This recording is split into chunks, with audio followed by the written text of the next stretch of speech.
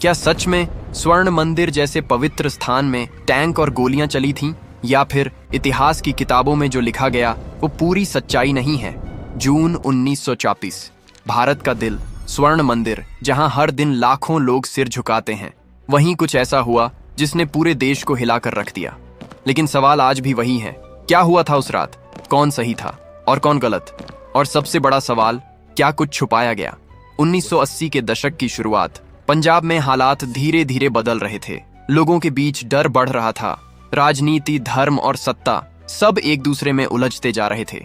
इसी समय एक नाम तेजी से उभरा, जरनैल सिंह भिंडरांवाले। कुछ लोगों के लिए वो एक धार्मिक नेता थे जो सिखों के अधिकारों की बात कर रहे थे, लेकिन सरकार और कई दूसरे लोगों के लिए वो एक खतरनाक उग्रवादी बन चुके थे। धीरे धीरे भिंडरांवाले और उनके समर्थक स्वर्ण मंदिर परिसर में रहने लगे। वो जगह जहां सिर्फ शांति और भक्ति होनी चाहिए थी, अब हथियारों और तनाव से भर चुकी थी। दिल्ली में बैठी सरकार इस सब को बहुत ध्यान से देख रही थी। उस समय देश की प्रधानमंत्री थीं इंदिरा गांधी। उनके सामने एक बहुत बड़ा फैसला था, क्या वो इंतजार करें या फिर सीधे एक्शन लें? क्योंकि हर दिन पंजाब में हिंसा की खबरें बढ़ रही थीं। पुलिस पर हमले, सरकारी अधिकारियों की हत्या और आम लोगों में डर। हालात अब काबू से बाहर होते जा रहे थे। फिर आया जून 1984। सरकार ने एक गुप्त ऑपरेशन की योजना बनाई, ऑपरेशन ब्लू स्टार। इस ऑपरेशन का मकसद था स्वर्ण मंदिर परिसर से हथियारबंद लोगों को हटाना। लेकिन क्या यह सिर्फ एक साफ सफाई ऑपरेशन था या कुछ और? 3 जून 1984, अमृतसर को पूरी तरह सील कर दिया गया। फोन लाइन बंद, ट्रेनें बंद, बाहर की दुनिया से संपर्क खत्म। हजारों श्रद्धालु जो अंदर फंसे थे, उन्हें बाहर निकलने का मौका तक नहीं मिला। और फिर 4 जून की रात पहली गोली चली। शुरुआत में सेना ने हल्का एक्शन लिया, लेकिन उन्हें जल्दी ही समझ आ गया कि अंदर मौजूद लोग बहुत अच्छी तरह से तैयार थे। भारी हथियार, मजबूत पोजीशन और हर कोने से जवाबी फायर। यह अब सिर्फ एक ऑपरेशन नहीं रहा, यह एक युद्ध बन चुका था। 5 जून की रात हालात और बिगड़ गए। सेना ने टैंक और भारी हथियारों का इस्तेमाल किया। सोचिए, एक पवित्र जगह जहां लोग प्रार्थना करने आते हैं, वहीं टैंक घुस रहे थे, गोलियां चल रही थीं और चारों तरफ चीखें गूंज रही थीं।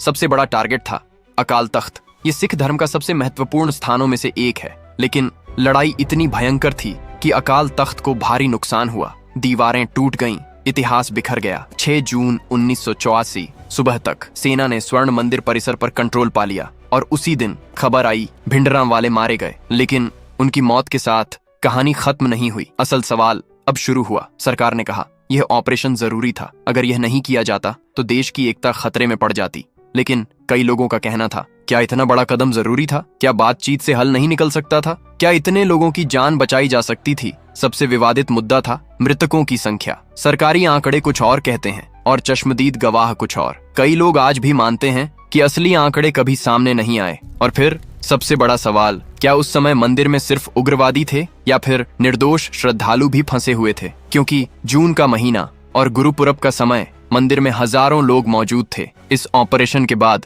पूरा पंजाब जल उठा। गुस्सा, दर्द और बदले की भावना हर तरफ फैल गई। और फिर 31 अक्टूबर 1984 देश एक और झटके से हिल गया। प्रधानमंत्री इंदिरा गांधी की हत्या कर दी गई और यह हत्या किसी और ने नहीं, उनके ही सिक्योरिटी गार्ड्स ने की। ये बदले की आग थी जो ऑपरेशन ब्लू स्टार के बाद भड़की थी। लेकिन कहानी यहाँ भी खत्म नहीं होती। इसके बाद दिल्ली और कई शहरों में भयानक दंगे हुए, हजारों निर्दोष लोग मारे गए और देश एक गहरे जख्म के साथ रह गया। आज इतने सालों बाद भी ऑपरेशन ब्लू स्टार सिर्फ एक घटना नहीं है, यह एक सवाल है, एक बहस है, एक दर्द है। कुछ लोग कहते हैं यह देश को बचाने के लिए जरूरी था, कुछ कहते हैं ये एक बहुत बड़ी गलती थी। लेकिन सच्चाई क्या है? शायद वो पूरी तरह कभी सामने नहीं आएगी, क्योंकि इतिहास हमेशा वैसा नहीं होता जैसा हमें बताया जाता है। तो अगली बार जब आप स्वर्ण मंदिर जाएं और वहां की शांति को महसूस करें, तो एक पल के लिए सोचिए कि इसी जगह कभी गोलियों की आवाज गूंजी थी और आज भी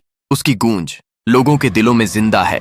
क्या सच था और क्या छुपाया गया, यह फैसला अब आपके हाथ में है।